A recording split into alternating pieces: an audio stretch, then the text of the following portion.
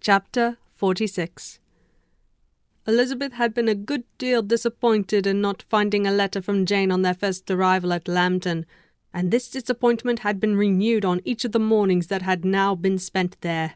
But on the third her repining was over, and her sister justified by the receipt of 2 letters from her at once, on one of which was marked that it had been missent elsewhere. Elizabeth was not surprised at it, as Jane had written the direction remarkably ill. They had just been preparing to walk as the letters came in, and her uncle and aunt, leaving her to enjoy them in quiet, set off by themselves. The one missent must be first attended to. It had been written 5 days ago. The beginning contained an account of all their little parties and engagements, with such news as the country afforded. But the latter half, which was dated a day later and written in evident agitation, gave more important intelligence. It was to this effect. Since writing the above, dearest Lizzie, something has occurred of a most unexpected and serious nature, but I am afraid of alarming you. Be assured that we are all well. What I have to say relates to poor Lydia. An express came at 12 last night, just as we were all gone to bed, from Colonel Forster, to inform us that she was gone off to Scotland with one of his officers, to own the truth, with Wickham. Imagine our surprise! To Kitty, however, it does not seem so wholly unexpected. I am very, very sorry. So imprudent a match on both sides. But I am willing to hope the best, and that his character has been misunderstood. Thoughtless and indiscreet, I can easily believe him. But this step, and let us rejoice over it, marks nothing bad at heart.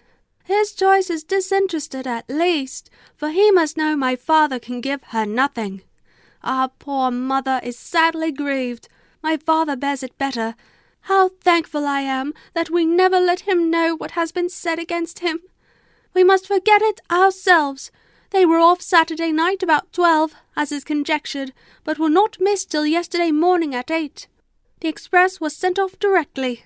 My dear Lizzie, they must have passed within 10 miles of us. Colonel Forster gives us reason to expect him here soon. Lydia left a few lines for his wife, informing her of their intention. I must conclude, for I cannot be long from my poor mother. I am afraid you will not be able to make it out, but I hardly know what I have written. Elizabeth, on finishing this letter, instantly seized the other, and opening it with the utmost impatience, read as follows. It had been written a day later than the conclusion of the first. By this time, my dearest sister, you have received my hurried letter. I wish this may be more intelligible, but though not confined for time, my head is so bewildered that I cannot answer for being coherent. Dearest Lizzie, I hardly know what I would write, but I have bad news for you, and it cannot be delayed.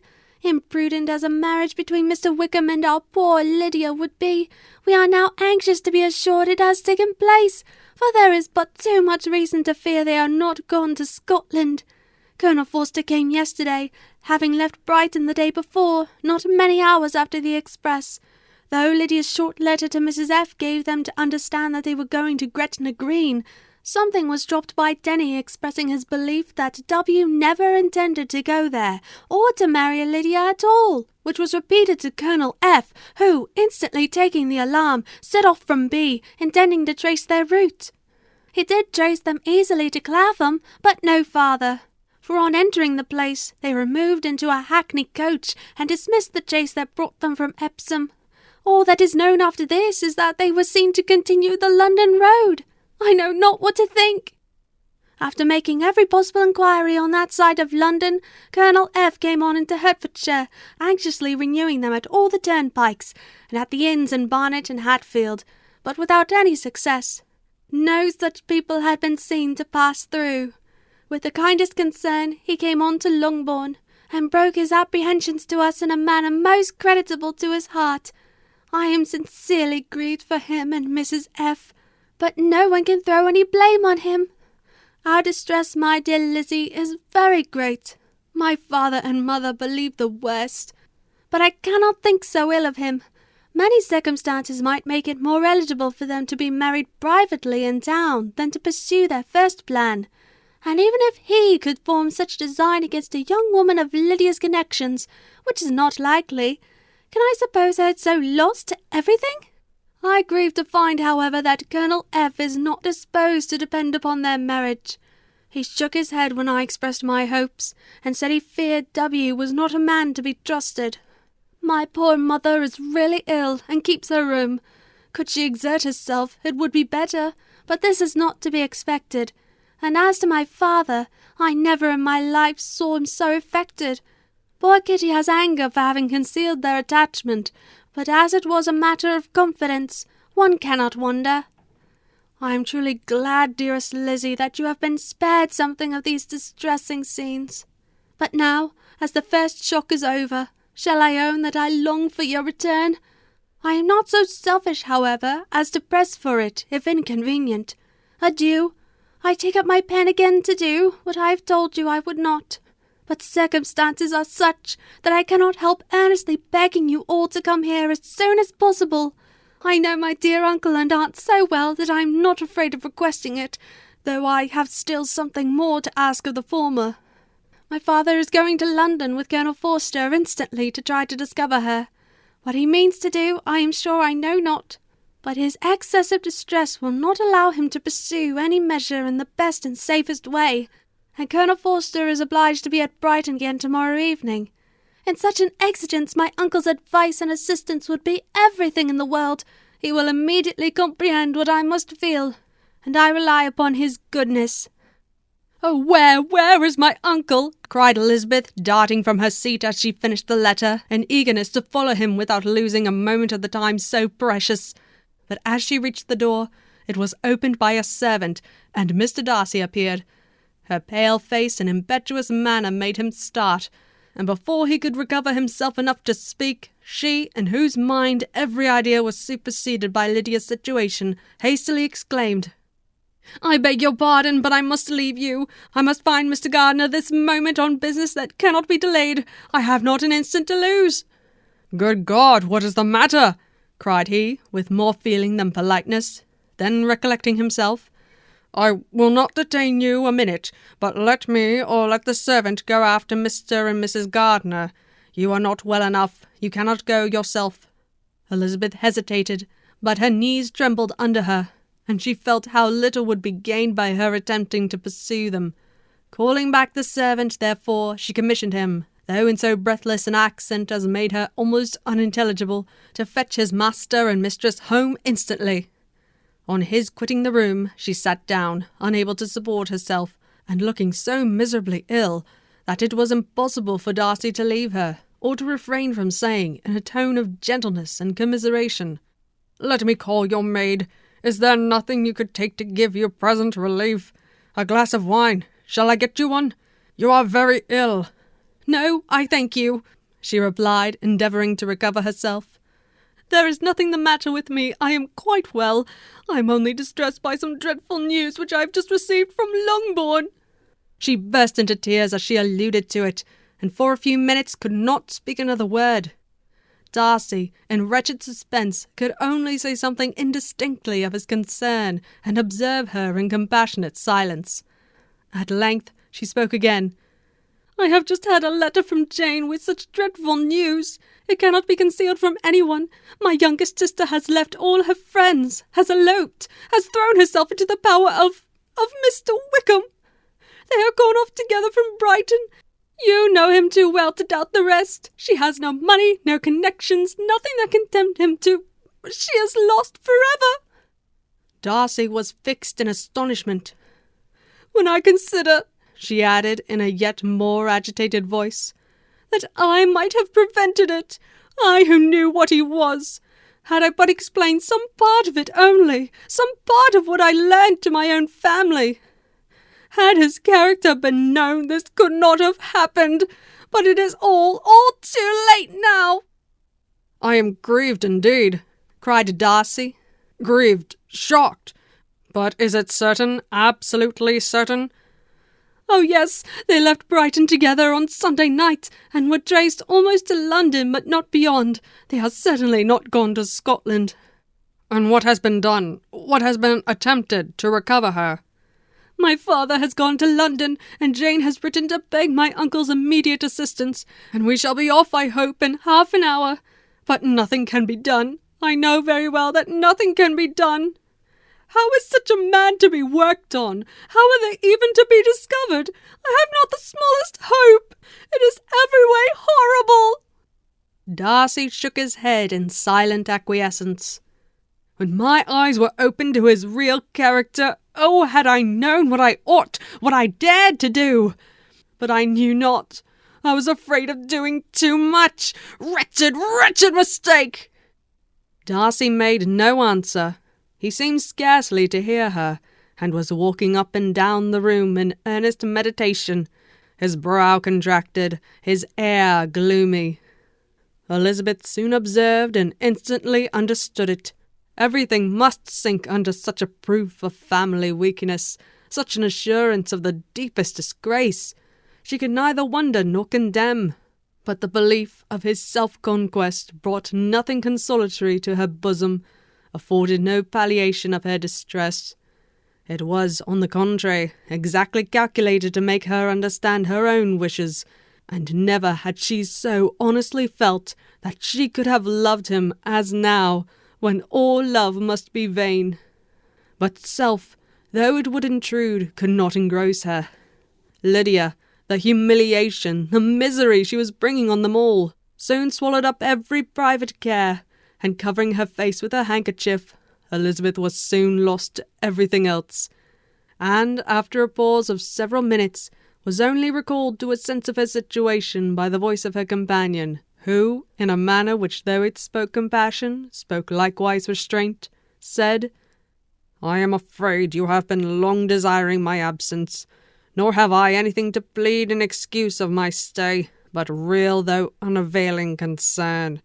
Would to heaven that anything could be either said or done on my part that might offer consolation to such distress. But I will not torment you with vain wishes, which may seem purposely to ask for your thanks. This unfortunate affair will, I fear, prevent my sister's having the pleasure of seeing you at Pemberley today." "Oh, yes!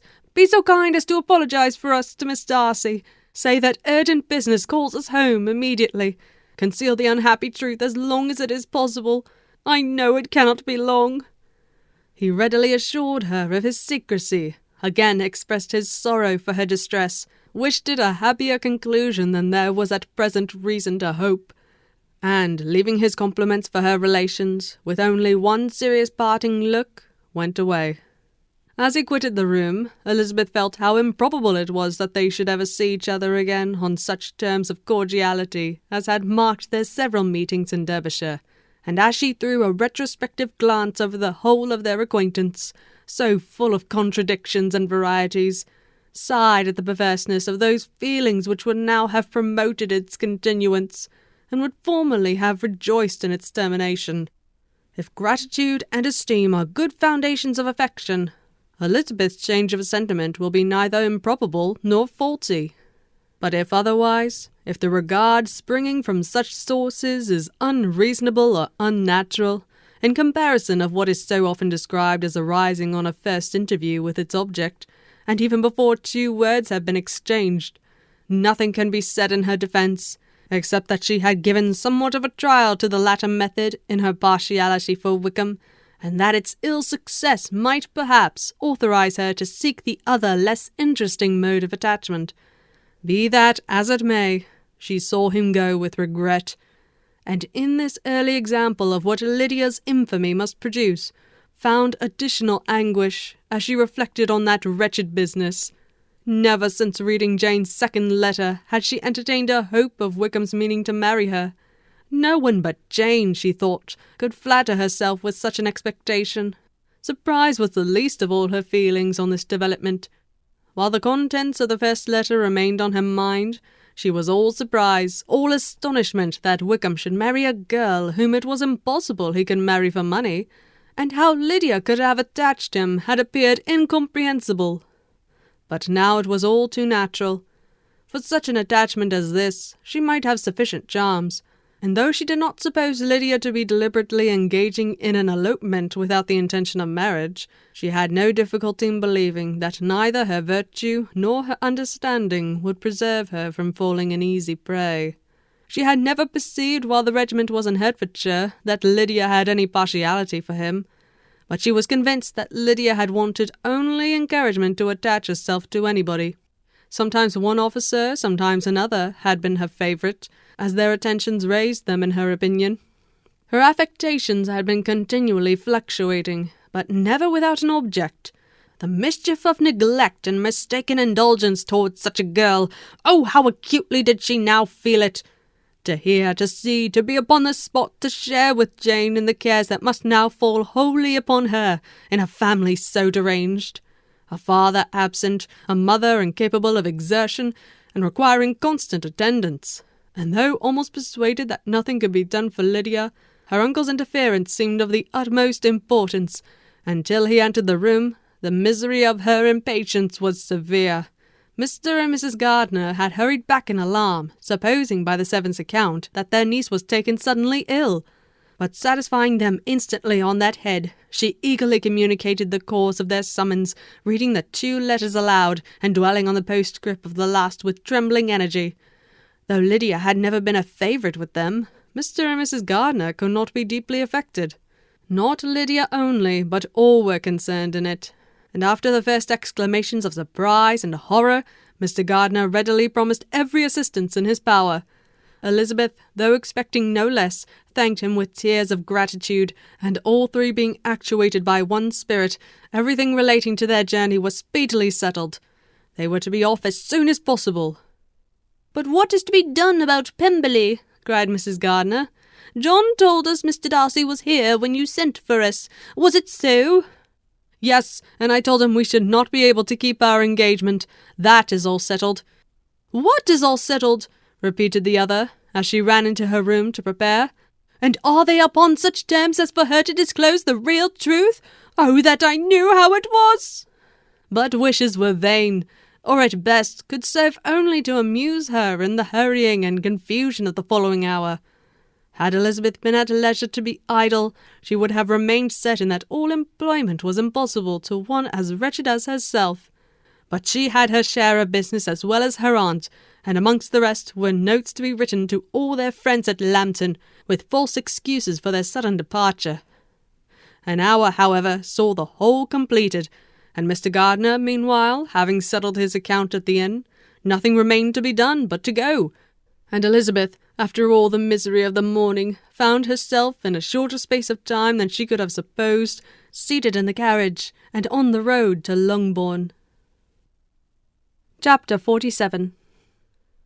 "I have been thinking it over again, Elizabeth," said her uncle as they drove from the town, "and really, upon serious consideration, I am much more inclined than I was to judge as your eldest sister does of the matter. It appears to me so very unlikely that any young man should form such a design against a girl who is by no means unprotected or friendless, and who was actually staying in his colonel's family, that I am strongly inclined to hope the best. Could he expect that her friends would not step forward? Could he expect to be noticed again by the regiment after such an affront to Colonel Forster? His temptation is not adequate to the risk." "Do you really think so?" cried Elizabeth, brightening up for a moment. "Upon my word," said Mrs. Gardiner, "I begin to be of your uncle's opinion. It is really too great a violation of decency, honour, and interest for him to be guilty of it. I cannot think so very ill of Wickham. Can you yourself, Lizzie, so wholly give him up as to believe him capable of it?" "Not perhaps of neglecting his own interest, if indeed it should be so, but I dare not hope it. Why should they not go on to Scotland if that had been the case?" "In the first place," replied Mr. Gardiner, "there is no absolute proof that they are not gone to Scotland." "Oh, but their removing from the chaise into a hackney coach is such a presumption! And besides, no traces of them were to be found on the Barnet Road."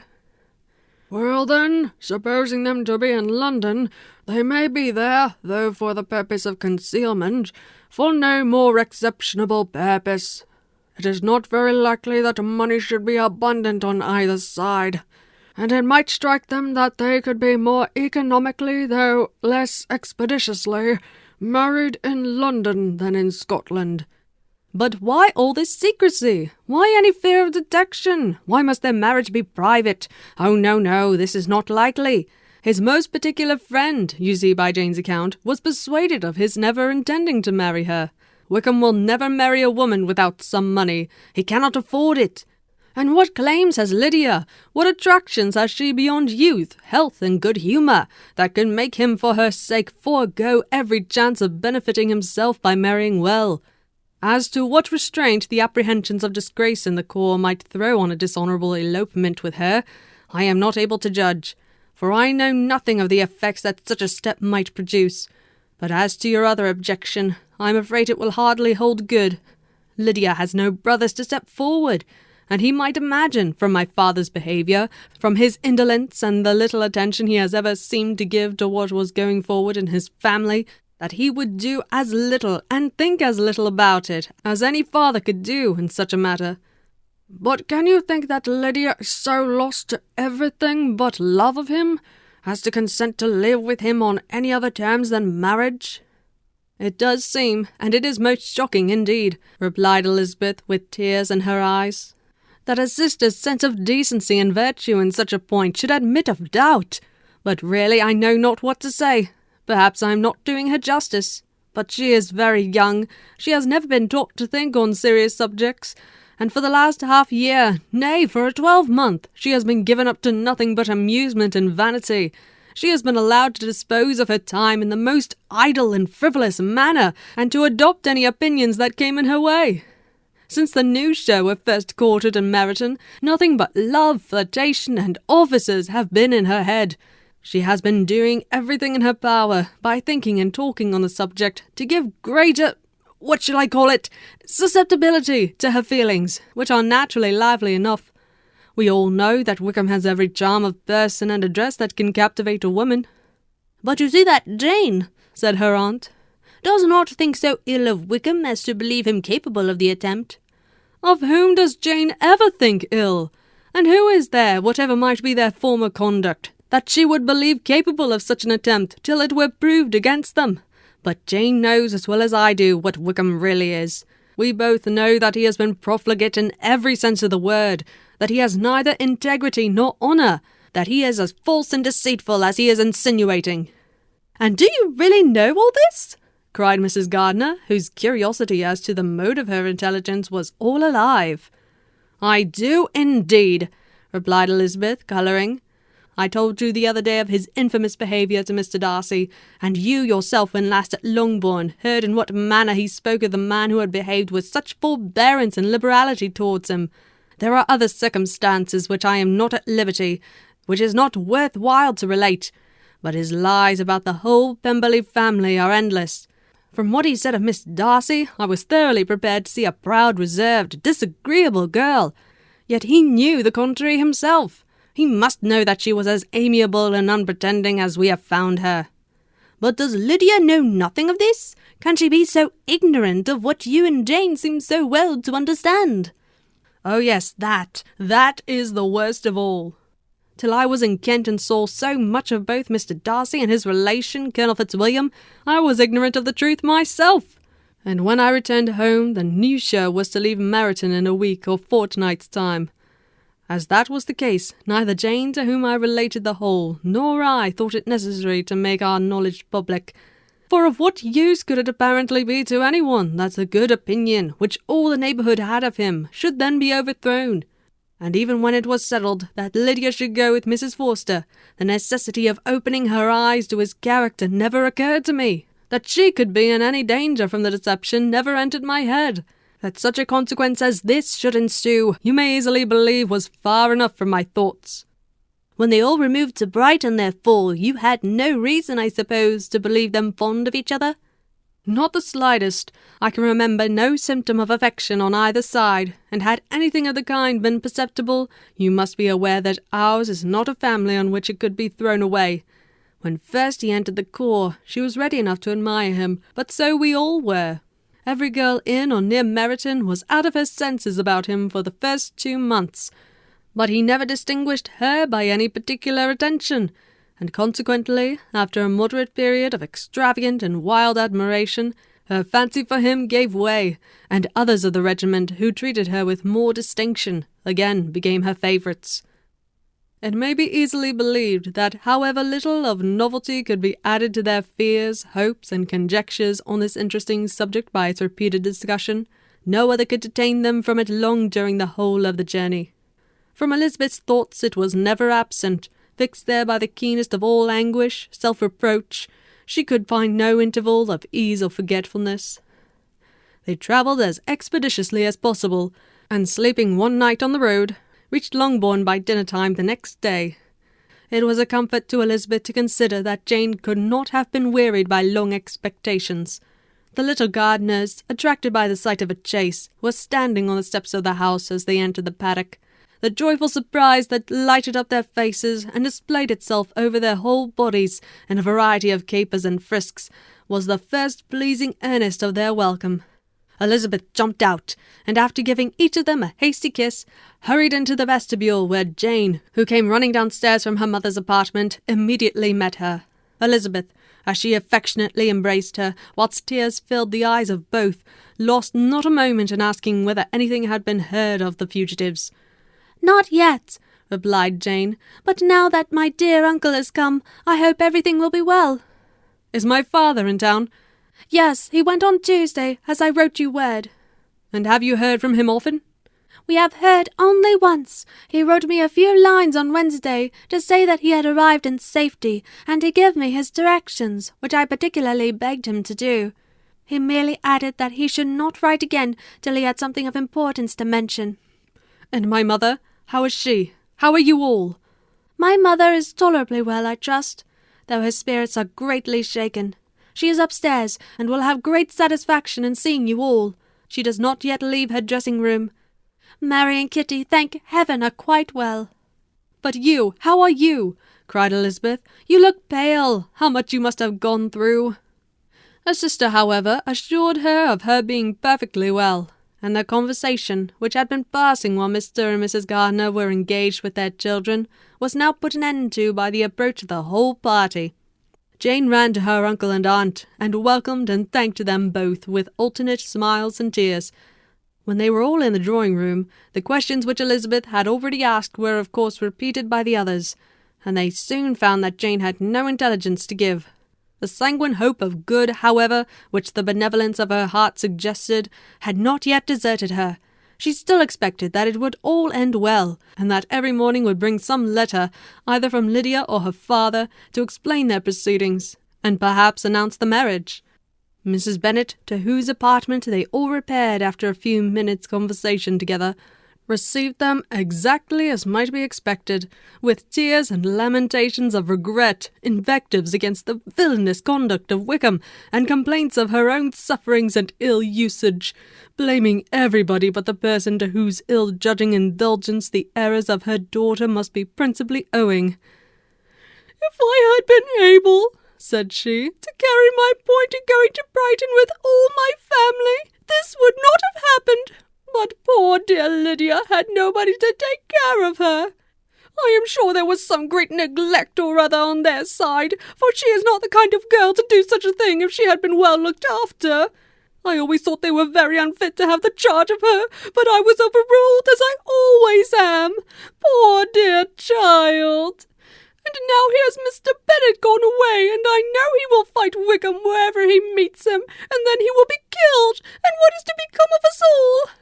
The Collinses will turn us out before he is cold in his grave, and if you are not kind to us, brother, I do not know what we shall do." They all exclaimed against such terrific ideas, and Mr. Gardiner, after general assurances of his affection for her and all her family, told her that he meant to be in London the very next day, and would assist Mr. Bennet in every endeavour for recovering Lydia. "Do not give way to useless alarm," added he. "Though it is right to be prepared for the worst, there is no occasion to look on it as certain. It is not quite a week since they left Brighton. In a few days more we may gain some news of them. Until we know that they are not married and have no design of marrying, do not let us give the matter over as lost. As soon as I get to town, I shall go to my brother. and make him come home with me to Gracechurch Street, and then we may consult together as to what is to be done."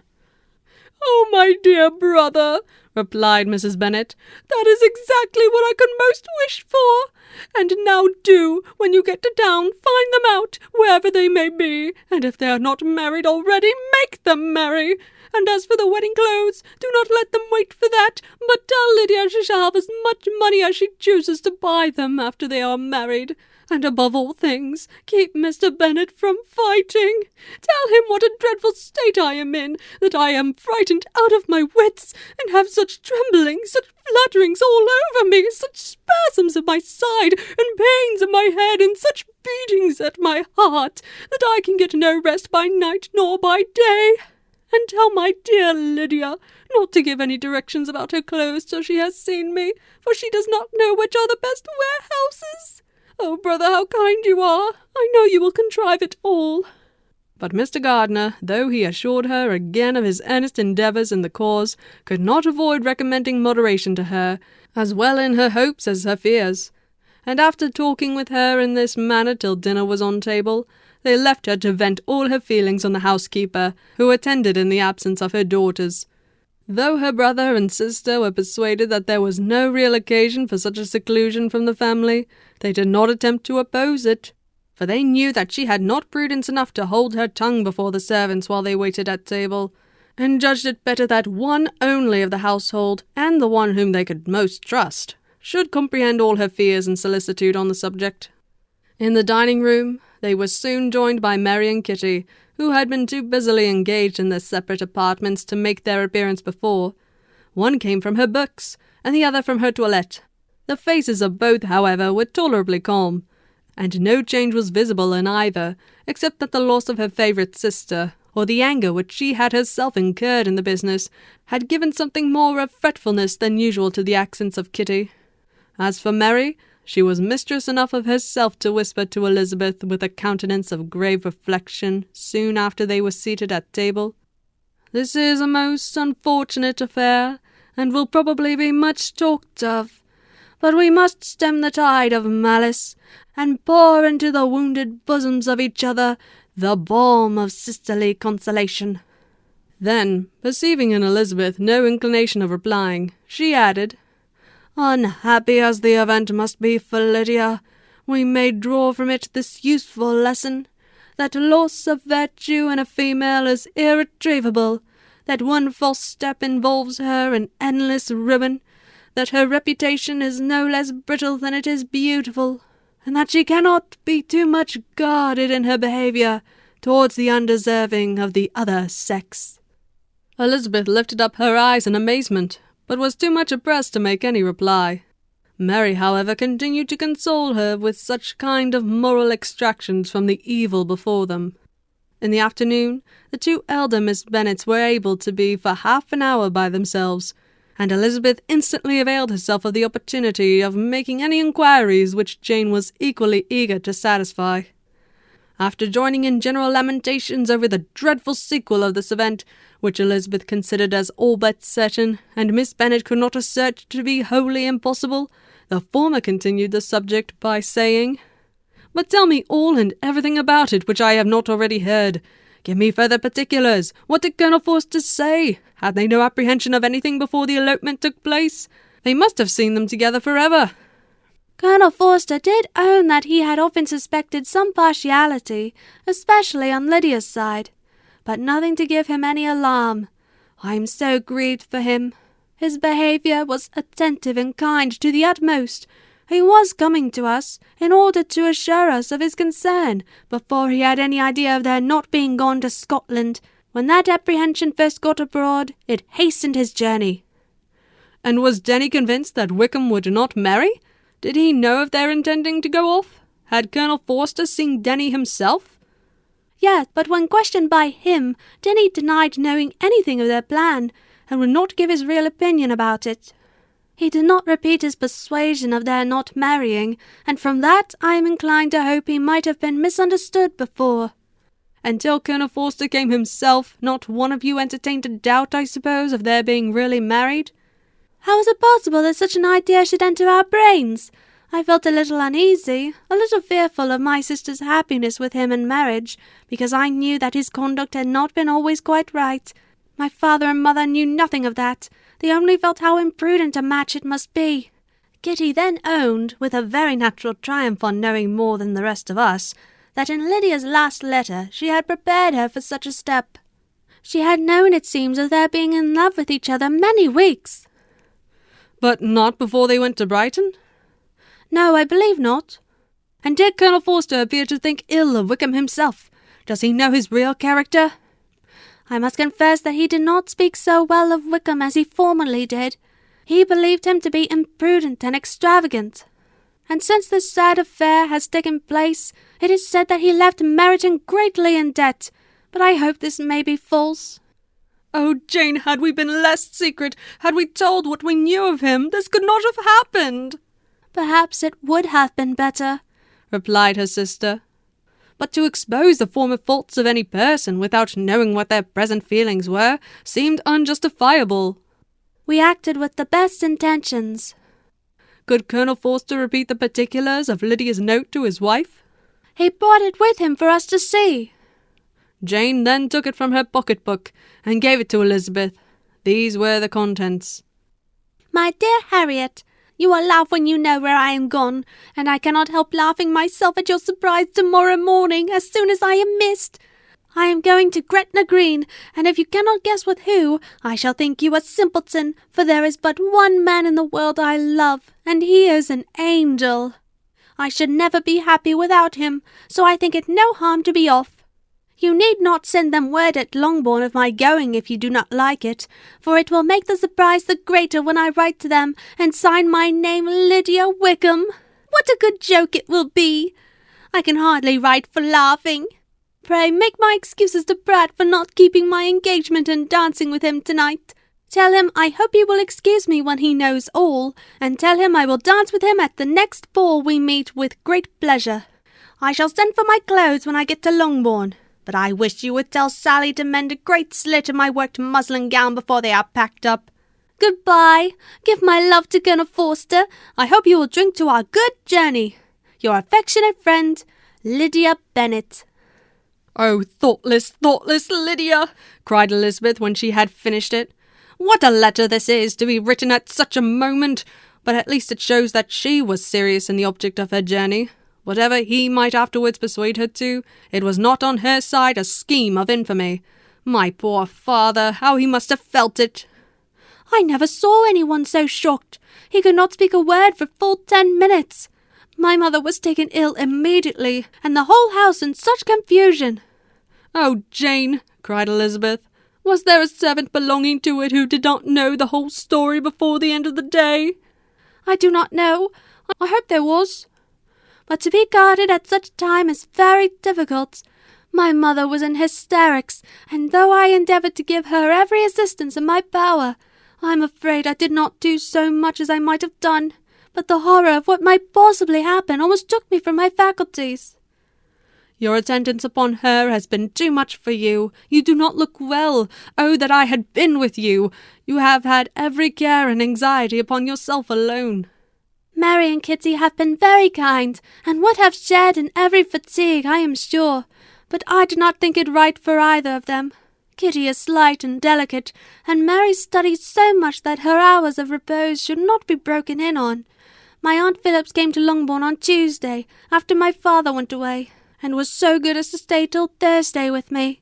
She was of great use and comfort to us all, and Lady Lucas has been very kind. She walked here on Wednesday morning to condole with us, and offered her services, or any of her daughters, if they could be of use to us. She had better have stayed at home. Perhaps she meant well, but under such a misfortune as this, one cannot see too little of one's neighbours. Assistance is impossible, condolence insufferable. Let them triumph over us at a distance, and be satisfied. She then proceeded to inquire into the measures which her father had intended to pursue while in town for the recovery of his daughter. He meant, I believe, replied Jane, to go to Epsom, the place where they last changed horses, see the postillions, and try if anything could be made out from them.